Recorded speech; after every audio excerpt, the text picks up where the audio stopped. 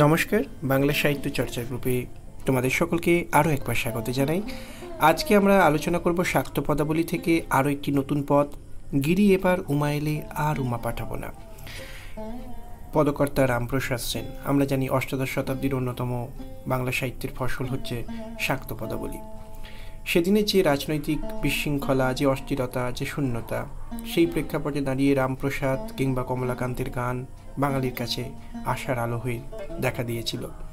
তবে শুধুমাত্র জগৎজননীর চরণে নিজেকে নিবেদন করা, সমস্ত দুঃখ সেখানে সমর্পণ করা, এই নিয়ে যে ভক্তের আকুতি পর্যায়ে শ্রেষ্ঠ কবিরূপে আমরা রামপ্রসাদ সেনকে চিনি, সেই রামপ্রসাদ সেন কিন্তু শুধুমাত্র ভক্তের আকুতি পর্যায়েরই শ্রেষ্ঠ কবি তা কিন্তু নয়। আগমনী বিজয়া পর্যায় বলে যে আরেকটি পর্যায় রয়েছে, যেখানে জগৎজননী শ্যামাকে পার্বতী রূপে কল্পনা করা হয়েছে এবং মেনকার সঙ্গে তার যে স্নেহ ভালোবাসার সম্পর্ক, মা এবং কন্যার সম্পর্ক, যেখানে কমলাকান্তকে শ্রেষ্ঠ কবি বলে মনে করা হয়, আমাদের রামপ্রসাদ সেনও সেখানে কিন্তু বেশ কিছু বিখ্যাত পদ লিখেছেন, যার মধ্যে অন্যতম হচ্ছে গিরি এবার আমার উমা এলে আর উমা পাঠাবো না। তো এই যে পদ, গিরি এবার আমার উমা এলে আর উমা পাঠাবো না, এই পদের মধ্যে আসলে কি দেখানো হয়েছে সেইটা নিয়ে, পদ্মের বিষয়বস্তু নিয়ে আমরা আজকের আলোচনায় সকলকে স্বাগত জানাই। প্রথমেই বলি যে এই পদটি মূলত একটি আগমনী পর্যায়ের পদ।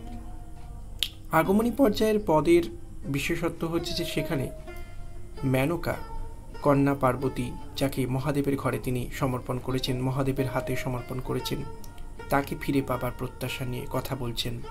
একটা দাম্পত্য সম্পর্ককে দেখানো হচ্ছে, একটা স্বামী স্ত্রীর অম্লমধুর সম্পর্কের একটা দিক দেখানো হচ্ছে, স্বামী স্ত্রীর যে দাম্পত্য কলহ, তার একটা যে অম্লমধুর রূপ সেটাকে দেখানো হচ্ছে, যেখানে আমরা দেখতে পাবো যে গিরিরাজ হিমালয়কে সম্বোধন করে স্ত্রী মেনকা, মা মেনকা তার মেয়েকে ফিরে পাওয়ার জন্য আবেদন জানাচ্ছে এবং ফিরে পেলে, অর্থাৎ তাকে বাপের বাড়িতে নিয়ে আসার পর আর শ্বশুর বাড়িতে পাঠাবে না, এই নিয়ে গিরিরাজের কাছে তিনি আবেদন জানাচ্ছেন। কারণ কেন তিনি বলছেন, মেয়ের সুখের দিকে তো মাকে ভাবতে হয়। মেয়ের যখন বিবাহ হয়েছে তখন স্বামীর ঘরেই তো মেয়ে থাকবে, কিন্তু আমাদের মেনকা তো জানেন যে তার কন্যা সুখে নেই, কারণ মহাদেব শ্মশানে মশানে ঘুরে বেড়ান, সংসারের প্রতি তার কোনো আকর্ষণ নেই। ফলে এইরকম চালচুলোহীন শ্মশানে মশানে ঘুরে বেড়ানো একটি স্বামী, তার ঘরে কি কোনো মেয়ে সুখী থাকতে পারে? তাই মেনকা এবার সিদ্ধান্ত নিয়ে ফেলেছেন যে বিয়ে হয়েছে ঠিকই, কিন্তু মেয়ের সুখের কথা তাকে আগে ভাবতে হবে। সমাজ কি বলছে তার জন্য তার বিন্দুমাত্র পরোয়া নেই। সমাজ তো বলবেই, মেয়ের বিয়ে হয়েছে যখন তাকে মেয়েকে বাপের বাড়িতে আর রাখা চলবে না, শ্বশুর বাড়ি তার আশ্রয়। কিন্তু মেয়ের সুখের কথা অন্য কেউ না ভাবলেও মাকে যে ভাবতে হয়। তাই মেনকা এখানে পরিষ্কারভাবে জানিয়ে দিচ্ছে যে গিরিরাজকে, হিমালয়কে, স্বামীকে, যে তিনি আর মেয়েকে ফিরে এলে আর তাকে বাপের বাড়ি থেকে শ্বশুর বাড়িতে যেতে দেবেন না। তাই এখানে মেনকা বলছেন, গিরি এবার আমার উমা এলে আর উমা পাঠাবো না, বলবে লোকে মন্দ, কারও কথা শুনবো না। যদি এসে মৃত্যুঞ্জয় উমা নেবার কথা কয়, এবার মায়ে ছিয়ে করবো ঝগড়া, জামাই বলে মানবো না। অর্থাৎ গিরি এবার উমা এলে আর উমা পাঠাবো না, অর্থাৎ হে গিরিরাজ, এবার যদি আমার উমা আসে তাকে আর আমি ফিরে যেতে দেবো না। বলবে লোকে মন্দ, অর্থাৎ লোক মন্দ কথা বলুক, কারও কথা শুনবো না আমি। যদি এসে মৃত্যুঞ্জয়, অর্থাৎ মহাদেব মৃত্যুকে যিনি জয় করেছেন, তিনি যদি উমা নেবার কথা কয়, ফিরিয়ে নিয়ে যাবার কথা বলেন আমার মেয়েকে, এবার মায়ে চেয়ে করবো ঝগড়া, জামাই বলে মানব না। অর্থাৎ মা এবং ঝি, আমরা দুজনে মায়ে মেয়ে কোমর বেঁধে ঝগড়া করব, যাতে মহাদেব পাত্তা না পায়। মহাদেবকে ফিরিয়ে দেব, মহাদেবের সঙ্গে আমরা মা মেয়ে একেবারে কোমর বেঁধে লড়াই করব, কিছুতেই মেয়েকে আমি আর হারাতে পারবো না। এরপর আমরা দেখতে পাবো যে গিরিরাজ হিমালয়ের সঙ্গে মেনকার এই কথোপকথনের মধ্যে প্রবেশ করছেন স্বয়ং সৃষ্টিকর্তা, স্রষ্টা রামপ্রসাদ সেন, যিনি বলছেন, দ্বিজ রামপ্রসাদ কয় এ দুঃখ কি প্রাণে সয়। অর্থাৎ রামপ্রসাদ বলছেন, সত্যি তো, এ দুঃখ তো প্রাণে সহ্য করা কঠিন। শিব শ্মশানে মশানে ফিরে, ঘরের ভাবনা ভাবে না। সত্যি তো, মায়ের পক্ষে এই দুঃখ মেনে নেওয়া কি সম্ভব? যার জামাতা শ্মশানে মশানে ঘুরে বেড়ায়, সংসারের দিকে তাকায় না, সেরকম স্বামীর ঘরে কি কোনো মেয়ে সুখী থাকতে পারে?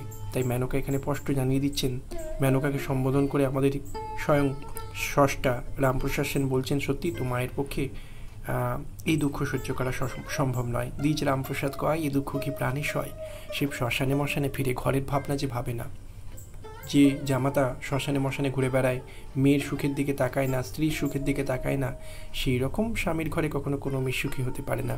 তাই রামপ্রসাদ সেনও মাতা মেনকার দুঃখটা বুঝতে পারেন, কেন মেনকা তার মেয়েকে বিয়ের পরও স্বামীর ঘরে আর পাঠাতে চান না। কারণ মেয়ের সুখের দিকে যে মাকে ভাবতে হবে, মেয়ে যে সুখী নয়, জামাতা যে শ্মশানে মশানে ঘুরে বেড়ায়। আমরা আগেও বলেছি যে কথা, সে কথা আরও একবার বলতে হয় যে বাঙালির সহজাত বৈশিষ্ট্যই হচ্ছে তারা দেবতারে প্রিয় করে, প্রিয়রে দেবতা। দেবতাকে তারা ঘরের মানুষ, কাছের মানুষ করে তুলতে পারে। মধ্যযুগের বাংলা সাহিত্য দেবদেবী কেন্দ্রিক হওয়া সত্ত্বেও, সেটা বৈষ্ণব পদাবলী হোক বা শাক্ত পদাবলী, তার মূল রস কিন্তু মানব রস। দেবতাকে সেখানে কোনো পৌরাণিক চরিত্র বা স্বর্গীয় কোনো প্রসঙ্গে বা স্বর্গীয় কোনো সীমাবদ্ধতার আড়ালে তাকে বেঁধে রাখা হয়নি। তাকে টেনে এনে ঘরের বাঙালি চিরকালের যে স্নেহ ভালোবাসার সম্পর্ক, দাম্পত্য সম্পর্ক, তার মধ্যে বেঁধে ফেলবার চেষ্টা করা হয়েছে। শাক্ত পদাবলীর মধ্যে সেই দিকটাকে দেখানো হয়েছে, যেখানে মেনকা আর উমা তাদের যে সম্পর্ক, সে কোনো পৌরাণিক প্রসঙ্গ নয়, সে কোনো কৈলাস কিংবা হিমালয়ের প্রসঙ্গ নয়, কৈলাসপুরী বা হিমপুরীর প্রসঙ্গ নয়।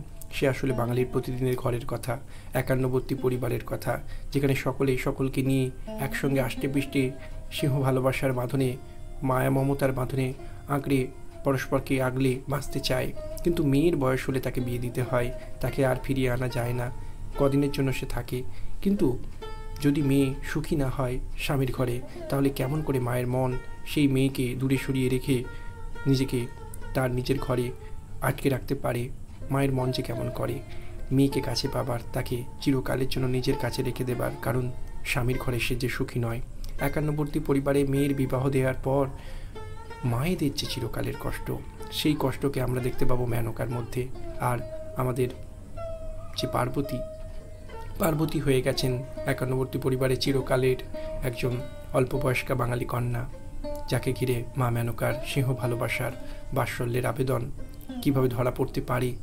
আগমনী গান, সেই বাৎসল্য রসের যেন একটা ঝর্ণাধারা, মেনকার হৃদয়ের কথা এখানে অকপটে প্রকাশ করেছেন। ফলে এই পথ বাঙালির কাছে, বাংলা সাহিত্যের কাছে, বাংলা সাহিত্য পাঠকের কাছে দেবদেবীর প্রসঙ্গ নয়, চিরকালের মানব হৃদয়ের গান হিসাবে, মাতৃহৃদয়ের স্বতঃস্ফূর্ত প্রকাশ রূপে চিরকাল আমাদের কাছে পাঠ্য এবং উপভোগ্য হয়ে থাকবে। আজকের আলোচনা এখানেই সমাপ্ত। আলোচনা ভালো লাগলে অবশ্যই আমাদের চ্যানেলটির সঙ্গে থাকবেন। সকলকে ধন্যবাদ জানাই।